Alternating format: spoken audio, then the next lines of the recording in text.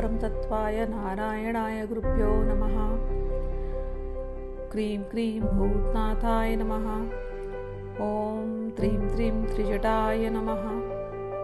ॐ लीं दिव्यचेतनानन्दाय नमः। ॐ सिद्धाश्रमस्य समस्तगुरुभ्यो नमः। नमस्कार। हम लोग गुरु गीता इस विषय पर श्रवण चिंतन मनन कर रहे हैं। पूर्ववर्ती वीडियो में हमने शिष्य को कैसा होना चाहिए इसके बारे में भगवान शिव ने क्या कहा उसका हमने श्रवण किया। एक बार केवल रिवाइज कर देती हूँ बिना श्लोक पढ़े ताकि आप लोगों को समझ जाए। भगवान ने बहुत स्पष्ट रूप में कहा कि गुरु के साथ हुंकार करके बात नहीं करना चाहिए, तू मैं नहीं करना चाहिए, गुरु की निंदा नहीं करना चाहिए, क्योंकि गुरु की निंदा करेंगे तो उनकी जो गति क्या होती है, भगवान कहते हैं अरे वो घोर नरकों में जाते हैं, वो ब्रह्म राक्षस बनते हैं। और घोर नरक तो ऐसा कहा कि जब तक सूर्य और चंद्रमा है तब तक घोर नरकों में रहते हैं, या जीते जी ब्रह्म राक्षस जैसे हो जाते हैं और ना उन्हें पानी मिलता है ना कुछ मिलता है, ऐसे कोई जंगल में वो रहते हैं। देवता वगैरह का भी श्राप अगर लगे तो गुरु उससे मुक्ति दिला देंगे। गुरु की इतनी महिमा है, लेकिन गुरु दुखी हो गए तो कोई उस व्यक्ति का फिर बचा नहीं सकते उस व्यक्ति को। तो इसलिए गुरु की निंदा, गुरु के लिए अपशब्द नहीं बोलना चाहिए। और हमने एक बात और कही आप लोगों से, किसी की भी निंदा मत करो, सभी के अंदर गुरु तत्व है, इस प्रकार से रहना चाहिए। और पिछली बार हमने जब श्रवण किया तो उसके अंदर एक बात और कही गई, ध्यान कैसे करते हैं गुरुदेव का। तो ध्यान को करने के लिए हमको चित्त में अपने, हृदय में अपने स्फटिक रूप में भगवान गुरुदेव शिव के रूप में है, स्फटिक आभा है उनकी, ऐसा ध्यान करना है, क्रिस्टल के जैसे चमकते हुए। अंगुष्ठ मात्र, अंगूठे के जितना, मतलब हमारे हृदय का साइज भी अंगूठे जितना ही है, ठीक है ना। तो हमारे हृदय में उतने में उस स्फटिक रूप में है, और यही जो हमारे हृदय के अंदर है यही सभी के अंदर है, ऐसी भावना हमको करनी चाहिए। और एक भी बात उन्होंने कही कि जैसे कर्पूर और कुसुम यानी फूल का स्वभाव गंध है, वैसे ही जो कुछ भी तुम्हें दिखाई देता है ये सब कुछ ब्रह्ममय ही है, ऐसा ध्यान करना चाहिए। जैसे प्रकृति का स्वभाव है ठंडक और गर्मी, ऐसे ही ब्रह्म जो है वो उसका वो स्वभाव है, वो सब जगह है। ब्रह्म दिखाई दे या ना दे, ब्रह्म है, अनुभूति में आता है ब्रह्म। ये जो स्वभाव, ब्रह्म यानी कोई व्यक्ति नहीं, ब्रह्म यानी वो नेचर, वो स्वभाव। जैसे ठंडी और गर्मी, आप बता सकते हो ठंडी और गर्मी का स्वभाव क्या है। आप खुशबू को कोई देख नहीं सकता ना, लेकिन महसूस करता है, खुशबू महसूस करते हैं, ठंडी गर्मी महसूस करते हैं। ऐसे ही इस ब्रह्म तत्व को, इस गुरु तत्व को हम महसूस करते हैं जब मन की स्थिति वैसी हो जाती है। भगवान ने और एक भी बहुत सुंदर एग्जाम्पल लिया। कहते हैं स्वयं तद्विधि भूत्वा स्थातव्यम यत्र कुत्रचित कीट भ्रमरवत् तत्र ध्यानम भवति तादृशम। बहुत सुंदर ये जो ध्यान है। कह रहे भगवान कि ये मान करके कि ब्रह्म तत्व सब जगह है, सब जगह हमारे अंदर भी है और हमारे बाहर भी है, ऐसा मान करके किसी एक जगह में जा कर के एक स्थान में बैठ करके ध्यान करना चाहिए। उस ब्रह्म तत्व का, उस गुरु का, अपने गुरु का ध्यान करें, चाहे शिव का ध्यान करें। ब्रह्म तत्व तो निराकार निर्गुण हो जाता है, तो बहुत तकलीफ है उसमें ध्यान करने में। इसलिए अपने गुरु का आप ध्यान करें, अपने हृदय में ध्यान करें, ठीक। और कहते हैं किस प्रकार से, कीट भ्रमरवत ध्यानम। भृंगी, भ्रमर एक इंसेक्ट है, कीड़ा।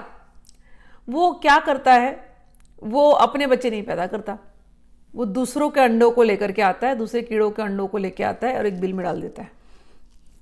और डालने के बाद वो वहां पर आता है, गुनगुन गुनगुन गुनगुन गुनगुन गुनगुन रोज करता है, वो पंख हिलाता है, केवल पंख हिलाने से उसकी आवाज निकलती है, गुनगुन गुनगुन गुनगुन। अब वो कीट जो है दूसरे के बच्चे हैं ना सब, वो डरे हुए रहते हैं उसको देख करके, कुछ को छोटे हैं तो उनको कुछ को अच्छे लगते हैं, कुछ को अच्छे नहीं लगते, लेकिन जैसे भी अच्छे लगते, चाहे कोई डर के चाहे कोई प्रेम से उसको देख रहा है, वो भरो आके कल गुनगुन ऐसे करता है। बस वो इतना करता है कि भंवरे का जो रंग है वो केवल अपनी आवाज से, अपने प्रेजेंस से वो भंवरा अपना रंग उन दूसरे कीट के बच्चे, मतलब दूसरे इंसेक्ट्स के बच्चों के ऊपर डाल देता है। फिर थोड़े दिन के बाद जो वो बच्चे बाहर निकलते हैं ना उड़ करके, वो सारे वो भंवरे के रंग के जैसे हो जाते हैं। तो कीट भ्रमरवत्र कहते हैं कि साधक को ऐसा ही होना चाहिए। वो साधक को बैठना चाहिए ध्यान में और निरंतर भगवान के मंत्र को जपना चाहिए, गुरुदेव के मंत्र को जपना चाहिए। और गुरुदेव ऐसे हैं, गुरुदेव के शब्द उसको अपने अंदर दोहराने चाहिए। तो गुरुदेव के शब्द में इतनी पावर होती है कि गुरुदेव तो खाली गुनगुन गुनगुन गुनगुन वो भौरे की तरह है। गुरुदेव के अपने कोई पुत्र नहीं, लेकिन जितने शिष्य गुरुदेव के पुत्र पुत्रियां, ठीक है ना, बेटे बेटियां। तो गुरुदेव तो यही काम करते हैं, वो जितने संसार के जीव हैं सबको वो इकट्ठा करते हैं और वो भौरे की तरह गुनगुन गुनगुन गुनगुन गुनगुन गुनगुन गुनगुन करके सारे अपने शिष्यों पे अपना रंग चढ़ा देते हैं।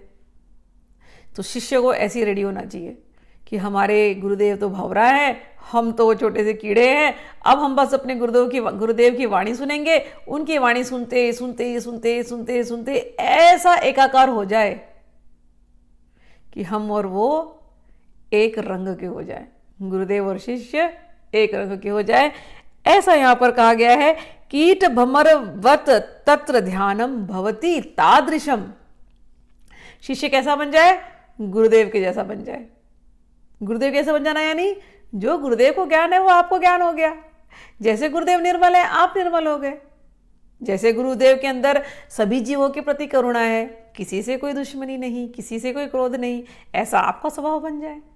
जैसे गुरुदेव ब्रह्ममय है, ऐसे आप बन जाए। कीट भ्रमरवत तत्र ध्यानम, ऐसा ध्यान करना चाहिए। भवती तादृशम, गुरुदेव जैसे बन जाए, तब तक ऐसा आप ध्यान करते रहे। और कहते हैं गुरु ध्यानम तथा कृत्वा स्वयं ब्रह्ममयो भवेत्। गुरु का ध्यान करते करते स्वयं ब्रह्ममय बन जाएं। पिंडे पदे तथा रूपे मुक्तो असो नात्र संशय। इस प्रकार से, इस पिंड से, इस पद से और रूप से, तीनों से वो व्यक्ति मुक्त हो जाएगा, इसमें कोई संशय नहीं है। अब 3 बात कही भगवान ने। पहले तो ध्यान करने के लिए कैसे मूड बनाना है, क्या करना है बताया आपको। ऐसा ऐसा भाव आपका होना चाहिए, यही आपको सोचना है, ऐसी जगह पे बैठना है। और फिर बाद में कहा मुक्ति होगी, 3 पद से मुक्ति होगी। किस किस से? पिंड से, फिर पद मुक्ति, फिर रूप मुक्ति। अब पार्वती जी ने पूछा, श्री पार्वती वाच पिंडम किम तु महादेव, पदम किम सामुदाहृतम, रूपातीतम च रूपम किम एतदाख्या ही शंकर। हे भगवान, सब तो बात समझ में आई, वो अंत में आपने क्या कहा? पिंडे पदा रूपे, क्या क्या कहा भगवान? प्लीज जरा बताइए तो। ऐसे कह रही है पार्वती जी, पिंडम क्या है? ये क्या है पिंड प्रभु महादेव जी? पदम, आपने अभी पदम नाम लिया, वो क्या है? जरा कुछ हमको जरा उसके ऊपर रोशनी डालेंगे, उजागर करेंगे।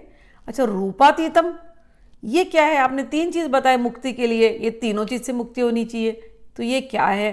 कृपा करके जरा बताइए। पार्वती जी पूछ रही हैं।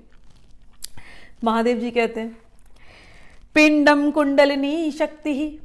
हमारे शरीर के अंदर जो कुंडलिनी शक्ति है वो पिंड है। पदम हंसम उदाहृतम, पदम हंस है। अब हंस बताती हूं आपको। हंसम उदाहृतम, रूपम बिंदुरिति गेय, रूपातीतम निरंजनम। रूपम बिंदु, बिंदु जो है उसे रूपम कहते हैं। और इन तीनों के बियॉन्ड जो हो जाता है वो है रूपातीतम, वो निरंजनम, वो एकदम स्टेनलेस, मतलब जिसके अंदर कोई दाग नहीं। अब ऐसे पढ़ेंगे तो बड़ा कंफ्यूजन होता है, लेकिन मुक्ति के 3 चीज की मुक्ति होती है, समझ लेना।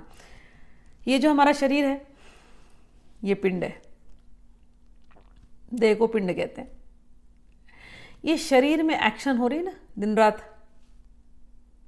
कहां से हो रही है एक्शन? कोई एक शक्ति है, हमारी ज्ञान शक्ति, क्रिया शक्ति, इच्छा शक्ति, होती है ना हमारे अंदर इच्छा। कोई चीज़ को हम देखते हैं, हमें ज्ञान मिलता है, अरे हमें चाहिए, वो इच्छा आ जाती है, फिर इच्छा आ जाती है, हम उसको पाने के लिए क्रिया करते हैं। तो एक शक्ति से चल रही है। हमारे आँख देख पा रहे हैं, नाक सूंघ पा रहे हैं, मुंह बोल पा रहा है, कान सुन पा रहा है, हाथों से हम कुछ कर रहे हैं, हृदय हमारा दिन रात धड़धड़ धड़धड़ धड़धड़ करता है। किससे हो रहा है? शक्ति से।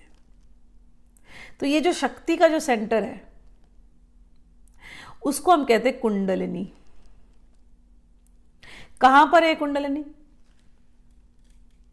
ये कुंडलिनी हमारे मूलाधार में। ये कुंडलिनी शक्ति ही है जिससे सृष्टि बनती है, इसके बिना कुछ नहीं। तो कुंडलिनी हमारे मूलाधार में वो मेन शक्ति है। वहां से पूरे नर्व्स में हमारे ये शक्ति चलती है और उसी की वजह से हमारा ये शरीर, ये पिंड जो है ये मेंटेन होता है। लेकिन ये कुंडलिनी जो अंदर है उसको शक्ति कहाँ से मिलती है? तो जब हम सांस लेते हैं ना, ऑक्सीजन, प्राण शक्ति, प्राणवायु, ये जो हम बाहर से जो हम सांस लेते हैं तो बाहर से ऊपरी एक शक्ति हमारे अंदर घुसती है। ब्रह्म की शक्ति, सूर्य की शक्ति, जो भी शक्ति आप कह दीजिए, एक बड़े आत्मा की शक्ति, परमात्मा की शक्ति, सब कुछ बाहर है। तो हम सांस लेते हैं, सांस छोड़ते हैं, सांस लेते हैं, सांस छोड़ते हैं, तो बाहर से एक शक्ति हमारे अंदर आती है और वो शक्ति हमको हमारे अंदर जितनी कार्बन डाइऑक्साइड है वो फिल्टर करती है और फिल्टर करके फिर से हमें एनर्जी दे करके जाती है। तो कंटिन्यूस हम सांस लेते हैं, बाहर से अपने आप को एनर्जाइज करते हैं और फिर वो एनर्जी हमारे अंदर जाकर के स्टोर होती है, उसी को कुंडलिनी कहते हैं। और वो कुंडलिनी हमारे पूरे बॉडी पार्ट्स को एनर्जी कर करके उसको चलाती रहती है और ये पिंड, ये शरीर मेंटेन होता है। तो मुक्ति का अर्थ, पहली मुक्ति इस पिंड से मुक्ति हो। पिंड से मुक्ति का अर्थ है मर जाना, एक ना, शरीर मर गया तो मुक्ति, लेकिन शरीर मर गया तो मुक्ति तो होती नहीं है। शरीर मर गया, फिर से वापस जो हमने कर्म किए वो लेकर के आना पड़ता है कि नहीं? तो मुक्ति तो नहीं हुई। और शरीर से मुक्ति क्या होती है? शरीर से मुक्ति ये होती है कि हाय मैं हूं, मेरा, मैं, मेरा, मेरा करते रहते हम लोग। मैं, मेरा, ये जो भाव है, ये जो अटैचमेंट, और मुझे इसने ऐसा कह दिया, मुझे ये चीज़ अच्छी नहीं लगती, मुझे ये व्यक्ति पसंद नहीं, मुझे तो ये खाना अच्छा लगता है, मुझे तो ऐसे रहना अच्छा लगता है। कोई चीज़ अच्छी लग रही है तो हमें उससे राग हो रहा है, कोई चीज़ बुरी लग रही है हमें उससे द्वेष हो जा रहा है। ये राग और द्वेष ये हम हमारे शरीर से करते जाते हैं। हमें लगता है हमारा ये शरीर परमानेंट है, एक दिन हमको ये शरीर छोड़ करके जाना है, लेकिन इस शरीर के प्रति इतना अहंकार होता है हमको कि किसी ने कुछ बोल दिया तो हम एकदम आग बबूले हो जाते हैं या दुखी हो जाते हैं। आग बबूले नहीं हुए तो दुखी हो जाते हैं, उसका दो ही रूप है। किसको बोला उन्होंने और क्या वो शब्द है, उसको एनालाइज करना। जिन्होंने कुछ गालियां दी या किसी ने कुछ अच्छा बोला, बोले आप बड़े सुंदर हो, तो वो अच्छा जो बोला उन्होंने, आप बड़े सुंदर हो, ये शब्द आपको पता, लेकिन ये है क्या? ये तो है एक साउंड वाइब्रेशन। साउंड वाइब्रेशन कान में गया, फिर वो बुद्धि में गया और बुद्धि ने बोला अच्छा शब्द है, अच्छा शब्द है, अच्छा शब्द है। तो आपके मन को बड़ा अच्छा लग रहा है, बड़ा अच्छा लग रहा है, बड़ा अच्छा लग रहा है। फिर जाकर के वो आपके अंदर बैठ गया संस्कार रूप में, और चाहिए और चाहिए और चाहिए, और लोग हमको अच्छा बोले, लोग हमारी तारीफ करें, ये आपके अंदर संस्कार। फिर जो कोई आपको तारीफ करेगा आपको उनसे राग हो जाएगा, उनसे प्रेम हो जाएगा, अरे ये तो हमारी तारीफ करते हैं, वाह वाह। और कोई आपको नेगेटिव बोल रहा है, आप अच्छे नहीं हो, तो आपके कान में गई बात, साउंड वाइब्रेशन गया, कोई शब्द नहीं है, साउंड वाइब्रेशन जा रहा है। साउंड वाइब्रेशन से आपको इतना तकलीफ हो रही है, साउंड वाइब्रेशन गया, बुद्धि ने बोला अच्छा नहीं है, अच्छा नहीं है, अच्छा नहीं है, मन ने बोला अच्छा नहीं लग रहा है, अरे नहीं हमें ये पसंद नहीं है, इसने ऐसा बोला हमें ये पसंद नहीं है। अब वो संस्कार अंदर जाके बैठ गए, दिन भर और कई कई जन्मों से पूरे जीवन भर और कई कई जन्मों से आपने ऐसे ही केवल कान में साउंड वाइब्रेशंस लिए, उनसे एक भाव लिया, उस भाव को अपने अंदर डाला, उसको आपने संस्कार बनाया, वो संस्कार ही आपका स्वभाव बन गया। और जो आपका स्वभाव बना, जिस दिन ये शरीर रूपी पिंड छूटेगा ना, वो स्वभाव, आपकी आत्मा निकलेगी बाहर, आत्मा उस स्वभाव को लेकर के निकलेगी, और जो आपका स्वभाव है उस स्वभाव से आप दूसरे शरीर में जाएंगे। वो मनुष्य की भी योनि हो सकती, वो देवता की भी योनि हो सकती है, वो पशुओं की भी योनि हो सकती है, लेकिन आप बार बार उस स्वभाव में आएंगे। बिकॉज वॉट एवर जो भी स्वभाव है, समझो हमारे गुरुदेव समझाते थे कि किसी को स्विमिंग बहुत अच्छी लगती है, बहुत तैरना बहुत अच्छा लगता है, पानी में रहना है बस, अब रातों दिन केवल पानी का ही ख्याल, अब मरते समय पानी याद आ रहा है बस, तो वो उनका स्वभाव में बस वो पानी के प्रति लगाव और पानी में डूबे रहना उनको स्वभाव है उनका। तो यदि तो वो भगवान की भक्ति नहीं कर रहे, गुरु का ध्यान नहीं कर रहे, वो इस मार्ग में नहीं है, तो वो स्वभाव उन्होंने जो डेवलप किया है, जब वो शरीर छोड़ेंगे तो वो स्वभाव उनका, प्रकृति उनके लिए वैसा शरीर दे देगी कि वो जलचर बन करके, एक्वेटिक एनिमल बन करके वो पैदा हो जाएंगे। किसी को डसने की आदत है, स्वभाव है, बनाया ह्यूमन, भगवान ने मनुष्य बनाया, लेकिन तुमने डसने का स्वभाव बना लिया है, काटने का स्वभाव, क्रोध करने का, भौंकने का स्वभाव तुमने बना लिया है। तो जब ये शरीर छोड़ोगे ना मनुष्य का, तो प्रकृति दे देगी बिल्कुल आपको डसने वाली बॉडी, जिसमें आप डस सको, डंक मार सको। तो जो हमने स्वभाव बनाया है उसकी वजह से हमको दूसरी बॉडी मिलने वाली है।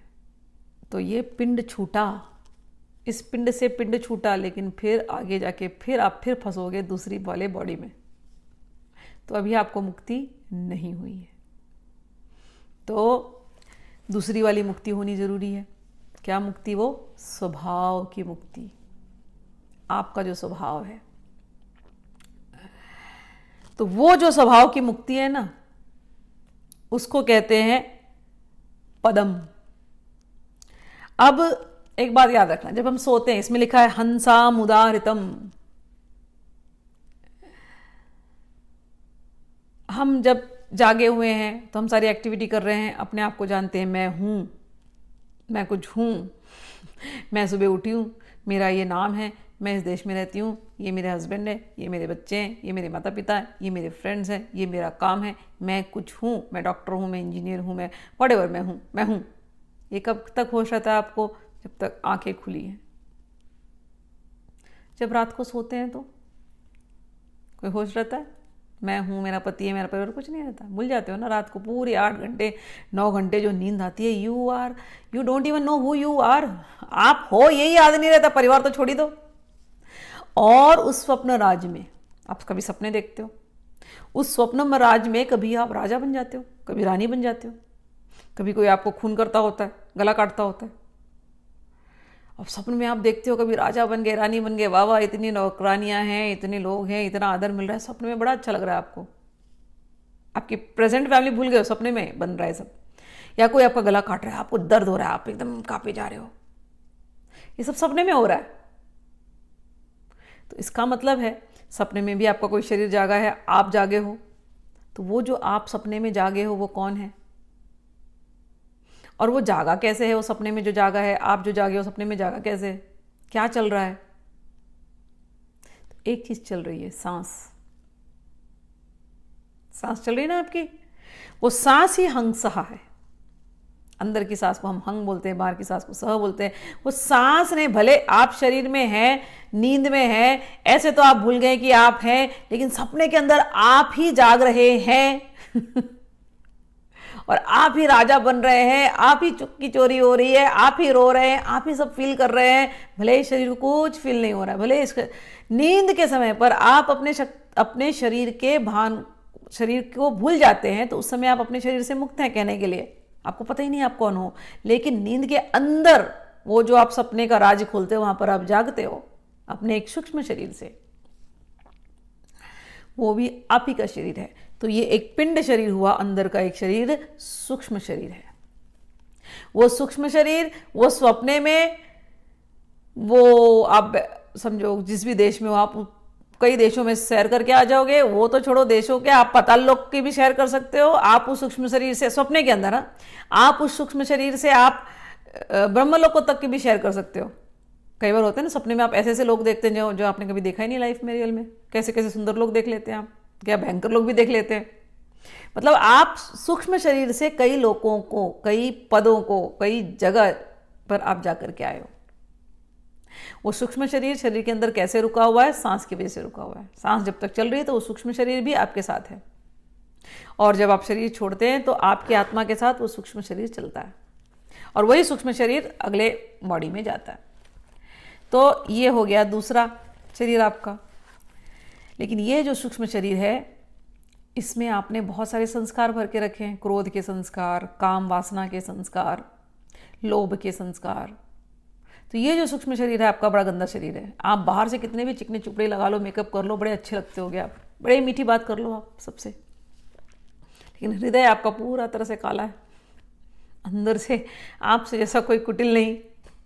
होते हैं ना संसार में ऐसे कोई कोई लोग मिलते हैं, बड़े बड़े दिखने में इतने अच्छे, बात भी इतनी मीठी करेंगे, मतलब आपको लगेगा इनसे तो अच्छा कोई है ही नहीं। और जितना उनके साथ डील करो धीरे धीरे पता चलता है, हाँ ये क्या है, धन्य है, वाह वाह। तो ऐसे जो लोग हैं ना, बाहर से कुछ और हैं, अंदर से कुछ और है, ये सभी के अंदर ही आदत है। हम बाहर से कुछ और है, अंदर से कुछ और है। तो बाहर का हमारा एक शरीर, अंदर का हमारा एक शरीर। अंदर का हमारा जो भाव है ना, जो शरीर है, जो सूक्ष्म देह है, वही हमारे अगले शरीर का कारण बनने वाला है। तो बंधन, अभी तो हम बंधे हुए हैं, फिर हम अगले जन्म के लिए भी बंधन की तैयारी फुल कर रहे हैं। तो एक तीसरा शरीर होता है कारण शरीर। हम आए कहाँ से, इससे तो किसी को लेना देना नहीं है।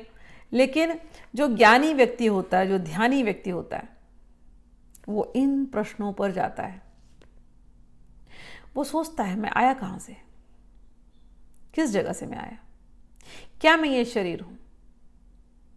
मैं ये शरीर तो नहीं हूं। क्या मैं सपने वाला सूक्ष्म शरीर हूं? कोई लोग कोमा में चले जाते हैं ना, कभी कभी कोमा में। तो कोमा में भी 3-3 महीना कोमा में, लेकिन बॉडी चलती रहती है। कैसे चलती रहती है? सांस ले रहे हैं, और अंदर का सूक्ष्म शरीर उनको जिंदा रखे, उनको मरने नहीं देता। शरीर के भोग हैं तो भोग रहे हो कोमा में, बिल्कुल सब्जी की तरह रहते हैं, है ना। तो सूक्ष्म शरीर अंदर है, इसलिए ये बाहर का पिंड शरीर चल रहा है। और सूक्ष्म शरीर और पिंड शरीर का कनेक्शन किससे है? सांस की वजह से है। भले ये पिंड शरीर से मुक्ति हो जाए, लेकिन सूक्ष्म शरीर से मुक्ति होना मुश्किल होता है, क्योंकि उसमें आपके संस्कार हैं, और वही संस्कार आपको दूसरी बॉडी दे देते हैं। तो इसलिए व्यक्ति की मुक्ति बड़ी कठिन होती है। अब मैं जो आपको बहुत टेक्निकल बातें बता रही हूँ, क्योंकि लिखा ही 2 लाइन लिखी है, लेकिन है समझने वाली बातें। तो पिंड शरीर आपका बाहर का शरीर, सूक्ष्म शरीर आपके अंदर का शरीर, जो सपने में हो, जो जागता है, या जो कोमा में रहता है, या जब आप शरीर मरोगे तो वही आपको नया शरीर देगा। आप कुछ भी बन सकते हो उसमें, जानवर भी बन सकते हो, देवता भी बन सकते हो, ह्यूमन भी बन सकते हो, कुछ भी बन सकते हो। और तीसरा एक शरीर होता है कारण शरीर। कारण शरीर वो होता है आपकी शुद्ध आत्मा। आप एक शुद्ध आत्मा हो। आपके आत्मा के ऊपर, शुद्ध आत्मा का अर्थ होता है, आत्मा का शरीर क्या है? चेतना। आप सच्चित आनंद हो, आप चेतना हो, शुद्ध चेतना, शुद्ध आनंदमय, ये आपका कारण शरीर है। तो जब मुक्ति होनी होती है किसी की, मुक्ति करने के लिए ध्यान करना पड़ता है। ध्यान करते समय ये जो सिखाया, हृदय के अंदर स्फटिक को देखो, वो करते करते करते करते जब ध्यान स्थित होता है, ध्यान को फिर कहते हैं तुम्हारा जो सूक्ष्म, जो ये शरीर है, ये शरीर भी तुम्हारा पिंड ही है, इस पर ध्यान करो। और फिर तुम्हारे सांस पर ध्यान करो। ध्यान करते करते करते करते, या तो यहाँ ध्यान करोगे, यहाँ ध्यान करोगे, जो भी ध्यान आप करोगे ना, जितना ध्यान स्ट्रांग होगा, जितना ध्यान स्ट्रांग होगा, शरीर को तुम भूलते जाओगे। बैठे बैठे जैसे नींद में आप भूलते हो शरीर को, ऐसे ही ध्यान अवस्था में शरीर को भूल जाओगे, कंप्लीटली शरीर का भान नहीं रहेगा। तो उस क्षण में आपको कुछ देर के लिए शरीर से मुक्ति क्या होती है उसका एहसास होगा, जीते जी। फिर शरीर से मुक्ति होते होते फिर आपका अंतर मन, जो स्वप्न में जो जागता है ना, वो अंतर मन, वो अंतर वाली बॉडी, सूक्ष्म शरीर, वो जागती है। तो आप ध्यान में उस सूक्ष्म शरीर में रहते हो। वो सूक्ष्म शरीर आपकी कहीं भी ट्रैवल कर सकती है। Out of the body experiences, near body experience, near death experiences, ये सूक्ष्म शरीर का कमाल होता है। तो जो ध्यानी योगी होते हैं उन्होंने इस आर्ट को मास्टर कर लिया होता है। पहले तो अपने शरीर को भूलना, तो शरीर से मुक्ति तो उनके बैठे बैठे हो गई। फिर अपने सूक्ष्म शरीर को भी अभी मुक्ति नहीं हुई, क्योंकि सूक्ष्म शरीर जगह जगह पे जाता है और जगह जगह की चीज़ों को देखता है, संसार के कई कई लोगों तक चला जाता है, विचरण करके आ जाता है। तो अभी सूक्ष्म से मुक्ति नहीं हुई, लेकिन और ध्यान करते जाएंगे करते जाएंगे करते जाएंगे, और सभी जब एक्सपीरियंस होने लगता है और अपने चित्त को जब अच्छे से ध्यान से देखता है पूरी तरह से, और चित्त में देखता है कि उसने क्या क्या बीज गंदगी लगा के रखी हुई है, काम के, क्रोध के, जो भी है, वो धीरे धीरे उनकी सफाई होती है। जितना वो शिव पे या गुरु तत्व पे ध्यान करेगा, उस स्फटिक पर ध्यान करेगा, उतने ही उसके चित्त की सफाई होती जाएगी होती जाएगी होती जाएगी होती जाएगी, और एक दिन सूक्ष्म शरीर की सफाई हो जाती है। उस क्षण में उसे अपने अंदर अपने स्वयं के आत्मा का दर्शन होता है। वो जो स्वयं का जो आत्मा है वही उसका रूप है। हमारा असली रूप ये नहीं, हमारा असली रूप हमारा आत्मा है, हमारी आत्मा। वो आत्मा जिस क्षण आत्मा का दर्शन होता है, शुद्ध आत्मा का भी वही रूप है, शुद्ध स्फटिक। आत्मा के जिस क्षण दर्शन होते हैं, वही आत्मा कहां से आई? वो परमात्मा से आई। ये परमात्मा कौन है? ये परमात्मा शिव और शक्ति, शिव और शक्ति का मिलन ही वो बिंदु है। तो वो जो रूप, जो ओरिजिनल रूप, जहां से ये सारे रूप आए, वो है शिव शक्ति। शिव शक्ति का मिलन, वो पॉइंट, उसी को कहते हैं रूप। तो 3 शरीर से मुक्ति पानी पड़ती है, बाहर के शरीर से, सूक्ष्म शरीर से और कारण शरीर से। कारण शरीर में जब आप पहुंचोगे, जिस समय आत्मा का दर्शन, वहां तक कोई पहुंच गया तो तीनों मुक्ति हो जाती है। जिस क्षण आत्मा का दर्शन होता है, फिर नेत्र खुलते हो, अपने अंदर तो देख लिया। धीरे धीरे प्रैक्टिस और करनी पड़ती है कि हर एक के अंदर वही आत्मा नजर आए। सर्वम खलविदम ब्रह्म, आत्मैव सर्वम, सब कुछ आत्मा है बस, और कुछ नहीं। जिस दिन वो दृष्टि होती है किसी की, तो उसको उन्होंने चौथा चीज कहा है, रूपातीतम निरंजनम। सब में बस एक ही आत्मा, वही शुद्ध स्फटिक आत्मा। अब कोई फॉर्म नहीं, अब कुछ नहीं है, सब है, पता है मुझे फॉर्म है, लेकिन इस फॉर्म के अंदर क्या है वो भी मुझे पता है। ऐसी वाली बात जब हो जाती है ना, रूपातीतम निरंजनम, ऐसा व्यक्ति मुक्त होता है। तो 3 प्रकार की मुक्ति है शरीर। ये जो अभी इन्होंने कहा उसको मैंने आपको डिटेल में समझाया लंबे समय तक। तो बाहर की मुक्ति, पिंड की मुक्ति, सूक्ष्म रूप की मुक्ति और कारण शरीर की मुक्ति, अपने आत्मा में जाकर के स्थित होना और उसी आत्मा का सर्वत्र सब में दर्शन करना, ये है मुक्ति के पद। आगे भगवान ने कहा, पिंडे मुक्ता, पदे मुक्ता, रूपे मुक्ता वरानने, रूपा तु तीते तु ये मुक्तास्ते मुक्ता नात्र संशयः। जो इस पिंड से मुक्त हो गया, जो इस पद से मुक्ति हो गया, जो रूप से मुक्त हो गया, और रूपातीता, जो भगवान के दर्शन कर लिया, शिव शक्ति को जिसने दर्शन कर लिया, जो शिव शक्ति के साथ हो गया, जो सच्चिदानंद रूप हो गया, वही मुक्त है। स्वयं उसका लक्षण क्या है? स्वयं सर्वमयो भूत्वा, खुद को तो वो आत्मा स्वरूप देखता ही है, ब्रह्म स्वरूप देखता ही है। स्वयं सर्वमयो भूत्वा परम तत्वम विलोकयेत, और जो अपने अंदर आत्मा का स्वरूप देख रहा है, ब्रह्म का स्वरूप देख रहा है, वही उसको सबके अंदर दिखाई देता है, वही दिखाई देता है। परात् परतरम नान्यत सर्वम एता निरामयम। उसकी दृष्टि इतनी शुद्ध हो जाती है कि मेरे अंदर भी जो आत्मा है, सभी के अंदर वही आत्मा है। जो भी देख रहा हूँ, हर एक तत्व केवल वही आत्मा है, वही भगवान है, वही ब्रह्म तत्व है, वही गुरु तत्व है, वही शिव तत्व है। इस स्थिति तक पहुंच कैसे रहा है? शुरुआत हमने कहाँ से की थी? गुरु के ध्यान से।